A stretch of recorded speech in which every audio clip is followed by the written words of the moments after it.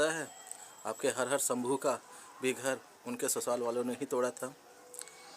जब उनका ससुर प्रजापति दक्ष एक अपना जीवन का लास्ट यज्ञ करवा रहे थे तो सारे ऋषि मुनि, नारायण, ब्रह्मा सबको आमंत्रित किए थे उस यज्ञ में, लेकिन महादेव को आमंत्रित नहीं किए थे। ये सुन के माता सती की जो बहन थी जिसका नाम विजया था, वो हमेशा बचपन से ही माता सती से जलती थी। वो हमेशा ये चाहती थी कि इसका शादी जैसे ख़राब घर में हो, लेकिन हुआ ऐसा नहीं। जब विजया को ये जानकारी मिली कि उनका शादी हर हर शंभू से हो गया है, तब वो और ज़्यादा जल गई। मतलब एक औरत दूसरी औरत से जल गई, मतलब उसकी बहन ही उससे जल गई।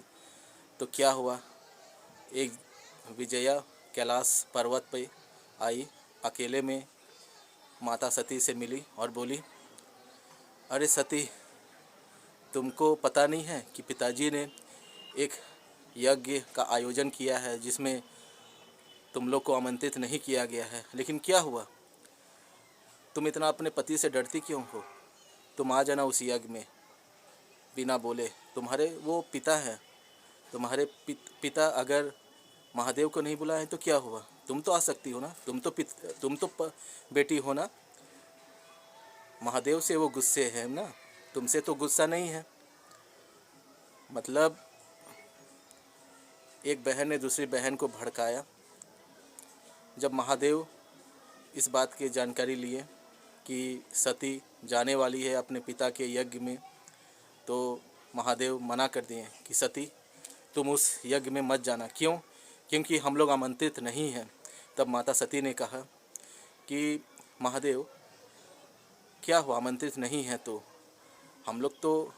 मैं तो उसकी बेटी हूँ, मैं तो जा ही सकती हूँ। तो महादेव ने कहा, नहीं, बिना आमंत्रित किए हुए कभी नहीं जाना चाहिए। क्यों ना तुम उसकी बेटी ही हो। अब तुम उसकी बेटी हो मानते हैं, लेकिन अब तुम मेरी पत्नी भी हो। लेकिन सती ने अपना हट ना छोड़ा और वो ज़बरदस्ती उस यज्ञ में शामिल हो गई। उसके बाद जब दक्ष को ये बात पता चला कि मेरी बेटी बिना बुलाए अकेले यहाँ आ गई है, तो वो बहुत क्रोधित हुए, क्योंकि उनका ये प्लान था कि महादेव जैसे ये इस यज्ञ में ना आए।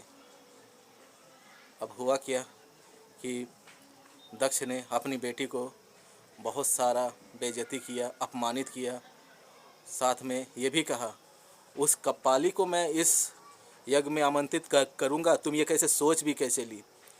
और वो जैसे निर्लज है शंभू, वैसे तुम भी निर्लज हो गई हो कि बिना बोले तुम इस यज्ञ में आ गई।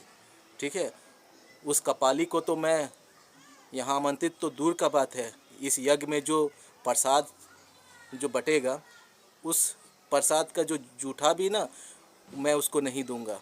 वो इतना ख़राब इंसान है, वो कपाली, वो सन्यासी, क्या मैं उसको बुलाऊंगा, उसको जिसने मेरा इतना बेइज्जती किया है, तुमसे शादी कर लिया ज़बरदस्ती। ये सुन के माता सती बहुत क्रोधित हुई, अपमानित हुई। उनको एहसास हुआ कि सच में महादेव शंभू ठीक बोलते थे कि बिना आमंत्रित के नहीं आना चाहिए था। उनको एहसास हुआ अपना गलती कि मेरे पिता बहुत गलत इंसान हैं। उन्होंने क्या किया, वहाँ पे जो अग्निकुंड था उसने अपने आप को वहाँ पे जला लिया। और जलाने से पहले लेकिन उन्होंने अपने आदिशक्ति का रूप अपने पिता को दिखाया और कहा कि मैं इस शरीर का तो अब, हाँ, मैं इस शरीर को अब जला रही हूँ, अब आप जाइए। ठीक है फ्रेंड्स, बाय। उस समय माता सती ने कहा कि हे पापी, इस शरीर का तू बाप है, इसलिए इस जन्म में मैं मनुष्य हूँ, इसलिए मैं इस जन्म में तुमको नहीं मारूंगी। तुम्हें तो महादेव मारेंगे, इसलिए मैं अपने आप को भस्म कर रही हूँ, मैं जा रही हूँ। तब वहाँ पे कुछ देर के बाद वीरभद्र आए। वीरभद्र महादेव का ही दूसरा रूप थे जिन्होंने महादेव ने भेजा। वहाँ महादेव के वीरभद्र आए और दक्ष का गला काट के वहाँ पे फिर उन्होंने एक बकरी का गर्दन वहाँ पे लगा दिया उनको बाद में। तो फ्रेंड्स, घुमा फिरा के मैं ये बोलना चाह रहा हूँ कि एक घर को तोड़ने वाला उसके ससुराल लोग ही होते हैं। यहाँ पे देखिए महादेव को बर्बाद किसने किया था, उनकी साली ने। और यहाँ तक कि साली ने तो बर्बाद किया ही, उनका जो पत्नी थी सती को उसका बाप ने ही मार दिया। तो फ्रेंड्स, आपसे विनती है कि ऐसे ससुर सास साला से बचिए और अपना लाइफ को अच्छा बनाइए। ठीक है फ्रेंड्स, बाय, फिर मिलते हैं।